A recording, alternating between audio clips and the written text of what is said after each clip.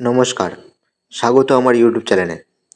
পশ্চিমবঙ্গ ভারতের মানচিত্রে কেবল একটি রাজ্য নয়, বরং এটি একটি চিরন্তন রাজনৈতিক মহা গবেষণাগার। 1947 সালের দেশভাগের রক্তক্ষরণ থেকে শুরু করে আজকের ডিজিটাল রাজনীতির মেরুকরণ, এই ভূখণ্ড বারবার দেখেছে ক্ষমতার উত্থান, পতনের হাহাকার আর রাজনৈতিক লড়াই। আমরা অনেকেই বর্তমান রাজনীতি নিয়ে চর্চা করি, কিন্তু ইতিহাসে সেই ধুলোমাখা পাতাগুলো কি উল্টে দেখেছি? কেন বাংলার রাজনীতি ভারতের অন্যান্য সব রাজ্যের চেয়ে আলাদা? কেন এখানকার মানুষ আজও ভাতের লড়াই আর ভাতের অধিকারকে এক করে দেখে? আমাদের এই সিরিজ পশ্চিমবঙ্গের রাজনীতির মহাকাব্য 12টি পর্বের এই দীর্ঘযাত্রায় আমরা ফিরে যাব সেই 1947 সালে, আর সেখান থেকে ধাপে ধাপে উঠে আসবো 2026-এর দোরগোড়ায়। এটি কেবল সাল তারিখের ইতিহাস নয়, এটি বাংলার সমাজ, অর্থনীতি আর সাধারণ মানুষের অদম্য জেদের কাহিনী। আজকের পর্বে আমরা আলোচনা করব পশ্চিমবঙ্গ রাজনীতির মহাকাব্য, স্বাধীনতা, বিভাজন এবং একটি নতুন বাংলার জন্ম, 1947 থেকে 1952। 1947 সালের 15ই আগস্ট যখন ভারতবর্ষের আকাশে স্বাধীনতার নতুন সূর্য উঠল, বাংলার আকাশ তখন এক অদ্ভুত কুয়াশায় বিষণ্ণ ছিল। ব্রিটিশ শাসন বিদায় নিলেও রেখে গিয়েছিল এক ক্ষতবিক্ষত মানচিত্র। সিরিল র্যাডক্লিফ নামের এক ব্রিটিশ সাহেব, যিনি কোনোদিন ভারতবর্ষ দেখেননি, তিনি টেবিলের উপর মানচিত্র বিছিয়ে পেন্সিলের এক টানে বাংলার বুক চিরে দিয়েছিলেন। জন্ম হলো পশ্চিমবঙ্গ নামক ভারতবর্ষের এক ক্ষুদ্র রাজ্যের। কিন্তু এই বিভাজন কেবল ভূখণ্ডের ছিল না, ছিল এক পরিকল্পিত অর্থনৈতিক ও সামাজিক বিপর্যয়। আমাদের এই রাজনৈতিক সিরিজের প্রথম পর্বে আমরা জানব কিভাবে এক ধ্বংসস্তূপের উপর দাঁড়িয়ে আজকের পশ্চিমবঙ্গের রাজনৈতিক ভিত্তি তৈরি হয়েছিল এবং কেন এ রাজ্যের রাজনীতি ভারতের অন্য সব রাজ্যের চেয়ে আলাদা। স্বাধীনতার সেই সূচনা লগ্নটি ছিল পশ্চিমবঙ্গের জন্য এক অস্তিত্ব রক্ষার লড়াই। দেশভাগের ফলে পশ্চিমবঙ্গ তার উর্বর কৃষিজমি এবং পাটের প্রধান উৎস হারিয়েছিল তৎকালীন পূর্ব পাকিস্তানের কাছে। অথচ সেই পাট প্রক্রিয়াকরণের জন্য হুগলি নদীর ধারে বিশাল বিশাল চটকলগুলো রয়ে গিয়েছিল এপারেই। কাঁচামাল একদিকে আর কারখানা অন্যদিকে, এমন অদ্ভুত ও নিষ্ঠুর অর্থনৈতিক সংকটের মুখে পৃথিবীর খুব কম দেশকেই পড়তে হয়েছে। খাদ্য সংকট হয়ে উঠল নিত্য নৈমিত্তিক ঘটনা। স্বাধীনতার প্রথম দিনগুলোতেই পশ্চিমবঙ্গকে বুঝতে হয়েছিল যে এই মুক্তি কেবল ব্রিটিশ শাসন থেকে মুক্তি, অভাব বা অনাহার থেকে নয়। এই অর্থনৈতিক হাহাকারই পরবর্তীতে বাংলার কংগ্রেস বিরোধী জনমতের প্রথম বীজ বপন করেছিল, যা পরবর্তী কয়েক দশক ধরে রাজপথের রাজনীতিকে নিয়ন্ত্রণ করেছে। এই অর্থনৈতিক সংকটের সমান্তরালে শুরু হলো এক বিশাল মানবিক স্রোত, যাকে আমরা উদ্বাস্তু সমস্যা হিসেবে চিনি। 1948 থেকে 1951 সালের মধ্যে লক্ষ লক্ষ মানুষ সীমান্ত পেরিয়ে এপারে চলে আসেন। শিয়ালদা স্টেশনের প্ল্যাটফর্ম থেকে শুরু করে কলকাতার অলিগলি ভরে উঠল ছিন্নমূল মানুষের ভিড়ে। এই মানুষগুলো কেবল জনসংখ্যা বাড়াননি, তারা সাথে নিয়ে এসেছিলেন এক গভীর রাজনৈতিক ক্ষোভ।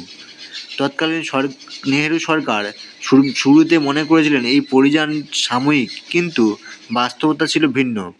এই বিপুল জনসংখ্যার পুনর্বাসনে যখন শাসক দল কংগ্রেস হিমশিম খাচ্ছিল, ঠিক তখনই সেই শূন্যস্থানে প্রবেশ করল বামপন্থী দলগুলো।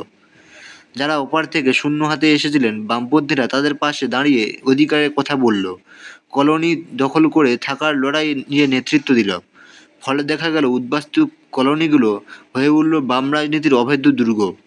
আজকের পশ্চিমবঙ্গের রাজনীতিতে যে আন্দোলনের সংস্কৃতি, মিছিলে মিছিলে রাজপথ দখল করার প্রবণতা, তার ভ্রূণ রোপিত হয়েছিল সেই ছিন্নমূল মানুষের হাহাকার আর অধিকার আদায়ের লড়াই থেকে। অস্থিরতার এই উত্তাল সমুদ্রে পশ্চিমবঙ্গের হাল ধরলেন ডক্টর বিধানচন্দ্র রায়। 1948 সালের জানুয়ারিতে মুখ্যমন্ত্রী হিসেবে শপথ নিয়ে তিনি প্রায় অচল প্রশাসনিক যন্ত্রকে সচল করার লড়াই শুরু করেন। তার আগে ডক্টর প্রফুল্লচন্দ্র ঘোষের সরকার কংগ্রেসের অভ্যন্তরীণ গোষ্ঠীতন্ত্রের চাপে বেশিদিন টিকতে পারেননি। বিধান রায় ছিলেন একাধারে পথিতবাস্য, চিকিৎসক এবং সুকৌশলী রাষ্ট্রনায়ক। তিনি বুঝতে পেরেছিলেন বাংলাকে বাঁচাতে হলে কেবল ত্রাণ বা রিলিফ দিয়ে এই বিশাল জনসমুদ্রকে শান্ত রাখা যাবে না, প্রয়োজন দীর্ঘমেয়াদী শিল্পায়ন ও নতুন নগরায়ন। তাঁর দূরদর্শিতার কারণেই জন্ম নিল দুর্গাপুর স্টিল প্ল্যান্ট, কল্যাণী শহর, বিধাননগর এবং হলদিয়া বন্দর। তিনি আধুনিক পশ্চিমবঙ্গের রূপকার হিসেবে নিজেকে প্রতিষ্ঠিত করলেন ঠিকই, কিন্তু তাঁর সময়ই রাজ্যের রাজনীতিতে এক ধরনের এলিট বা উচ্চবিত্ত আধিপত্য তৈরি হয়েছিল। কংগ্রেসের রাজনীতি তখন ড্রয়িং রুম আর বড় বড় নেতাদের আলোচনার বিষয় হয়ে দাঁড়ালো, যা সাধারণ প্রান্তিক মানুষের থেকে শাসনকে কিছুটা বিচ্ছিন্ন করে দিয়েছিল। কংগ্রেস যখন রাষ্ট্রযন্ত্র গোছাতে ব্যস্ত, ঠিক তখনই ভারতীয় কমিউনিস্ট পার্টি এক চরম সন্ধিক্ষণে দাঁড়িয়েছিল। 1948 সালে তারা ডাক দিল এক সশস্ত্র বিপ্লবের এবং স্লোগান তুলল, ইয়ে আজাদি ঝুত চাহে, সির্ফ দেশ কি জনতা ভুখা হে। যদিও তৎকালীন সরকার কঠোর হাতে এই আন্দোলন দমন করেছিল এবং কমিউনিস্ট পার্টিকে নিষিদ্ধ করেছিল, কিন্তু তাতে আন্দোলনের গতি কমেনি। বরং জেল থেকে বেরিয়ে আসা বামপন্থী নেতারা যখন গণ আন্দোলনে সামিল হলেন, তখন সাধারণ মানুষের কাছে তারা হয়ে উঠলেন ত্যাগী নেতা। ট্রাম ভাড়া 1 পয়সা বৃদ্ধির প্রতিবাদে কলকাতার রাস্তায় সাধারণ মানুষের যে অভূতপূর্ব প্রতিরোধ দেখা গিয়েছিল, তা ছিল বাংলার রাজনৈতিক ইতিহাসে এক অনন্য নজির। মধ্যবিত্ত বাঙালি বুদ্ধিজীবী সমাজও ধীরে ধীরে বামপন্থার দিকে ঝুঁকতে শুরু করলো, কারণ কংগ্রেসের বিরুদ্ধে তাদের মূল অভিযোগ ছিল সাধারণ মানুষের অভাবের প্রতি উদাসীনতা এবং ব্রিটিশ ঘেঁষা মানসিকতা। এই 5 বছরের অস্থিরতা, লড়াই আর বিনির্মাণের চূড়ান্ত পরীক্ষা ছিল 1952 সালের প্রথম সাধারণ নির্বাচন। এটি কেবল ভোট ছিল না, এটি ছিল পশ্চিমবঙ্গের মানুষের কাছে এক নতুন পথ চেনার সুযোগ। নির্বাচনে জওহরলাল নেহরুর বিশাল ব্যক্তিত্ব আর বিধান রায়ের প্রশাসনিক কৃতিত্বের জোরে কংগ্রেস নিরঙ্কুশ সংখ্যাধিক্য পেয়ে সরকার গড়ল ঠিকই, কিন্তু বড় চমক ছিল বামপন্থীদের সাফল্য। নিষিদ্ধ থাকা সত্ত্বেও এবং সীমিত শক্তি নিয়ে কমিউনিস্ট পার্টি 28টি আসন জিতে প্রধান বিরোধী শক্তি হিসেবে আত্মপ্রকাশ করল। কলকাতা এবং তার সংলগ্ন শিল্পাঞ্চলে কংগ্রেস প্রায় ধুয়ে মুছে গেল।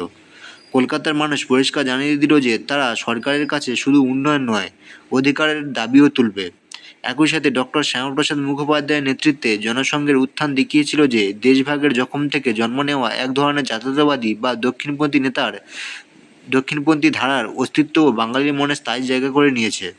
এই পর্বে রাজনৈতিক নির্যাস বিশ্লেষণ করলে দেখা যায় 1952 সালের নির্বাচনের মধ্য দিয়ে পশ্চিমবঙ্গ তার ভবিষ্যতের রাজনৈতিক গতিপথ নির্ধারণ করে ফেলেছিল।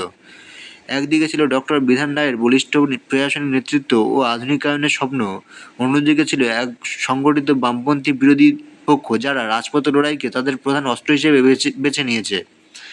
1952 সালের সেই নির্বাচনের মধ্য দিয়ে পশ্চিমবঙ্গ তার রাজনৈতিক চরিত্রের প্রাথমিক নকশাটি তৈরি করে ফেলেছিল। দেশভাগ আমাদের অর্থনীতির মেরুদণ্ড ভেঙে দিয়েছিল ঠিকই, কিন্তু আমাদের দিয়েছে এক লড়াকু রাজনৈতিক সংস্কৃতি। সেই সময়ের উদ্বাস্তু কলোনি থেকে শুরু হওয়া অধিকারের লড়াই আজও বাংলার রাজনীতির মূল শুরু হয়ে দাঁড়িয়েছে। প্রথম পর্বের এই সমাপ্তি আসলে এক দীর্ঘস্থায়ী রাজনৈতিক অস্থিরতা ও বিশাল পালাবদলের গৌর চন্দ্রিকা মাত্র। স্বাধীনতার সেই উজ্জ্বল আলোকছটার আড়ালে যে খাদ্য সংকট, বেকারত্ব ও দুর্নীতির মেঘ ঘনীভূত হতে শুরু করেছিল, তা কীভাবে আগামী পর্বে কংগ্রেসের অজেয় দুর্গকে নড়িয়ে দেবে সেটাই এখন দেখার বিষয়। 1952 সালের নির্বাচনে কংগ্রেস জিতলেও বিরোধী মঞ্চে বসে থাকা 28 জন কমিউনিস্ট সদস্য তখনই থেকে লাল সঙ্কেত দিচ্ছিলেন। পশ্চিমবঙ্গ তার প্রথম নির্বাচনে গণতন্ত্রের জয়গান গাইলেও রাজপথে লড়াইয়ের ডাক তখনও শেষ হয়নি। বরং সেই আন্দোলনের সংস্কৃতি কীভাবে ধীরে ধীরে এক বিশাল রাজনৈতিক বিস্ফোরণের দিকে নিয়ে এগিয়ে গেল এবং কেন বিধান রায়ের পরবর্তী সময়কাল আরও বেশি সংঘাতময় হয়ে উঠল, তা জানবো আমরা আমাদের সিরিজের পরবর্তী পর্বে। পশ্চিমবঙ্গের এই দীর্ঘ পথ চলা আসলে এক অস্তিত্ব রক্ষার লড়াই, যেখানে প্রতিটি ভোট এবং প্রতিটি মিছিল এক একটি নতুন ইতিহাসের জন্ম দেয়। ইতিহাসের সেই ধুলোমাখা পাতাগুলো থেকে আজকের এই আলোচনা আপনাদের কেমন লাগলো তা আমাদের জানাতে ভুলবেন না। পশ্চিমবঙ্গের রাজনীতির এই যে দীর্ঘ পথ চলা, সেখান থেকে আপনাদের চোখে সবচেয়ে গুরুত্বপূর্ণ ঘটনা কোনটি? নিচের কমেন্ট বক্সে আপনার মূল্যবান মতামত অবশ্যই লিখুন। আমি ব্যক্তিগতভাবে আপনাদের কমেন্ট পড়ার অপেক্ষায় থাকব। যদি এই সিরিজটি আপনাদের ভালো লেগে থাকে এবং পশ্চিমবঙ্গের রাজনৈতিক ইতিহাস নিয়ে আরও গভীর ধারণা পেতে চান, তবে ভিডিওটি লাইক করুন এবং বন্ধুদের স্বার্থে শেয়ার করুন। আর হ্যাঁ, আমাদের এই পশ্চিমবঙ্গের রাজনীতির মহাকাব্য সিরিজের পরবর্তী পর্বগুলো মিস না করতে চাইলে এখনই চ্যানেলটি সাবস্ক্রাইব করে পাশে বেল আইকনটি প্রেস করে রাখুন। দেখা হচ্ছে এই সিরিজের আগামী পর্বে, যেখানে আমরা উন্মোচন করব বাংলার ক্ষমতার অলিন্দে আরও কিছু অজানা কাহিনী। ততক্ষণ ভালো থাকুন, সচেতন থাকুন এবং নিজের ইতিহাসকে জানুন। নমস্কার।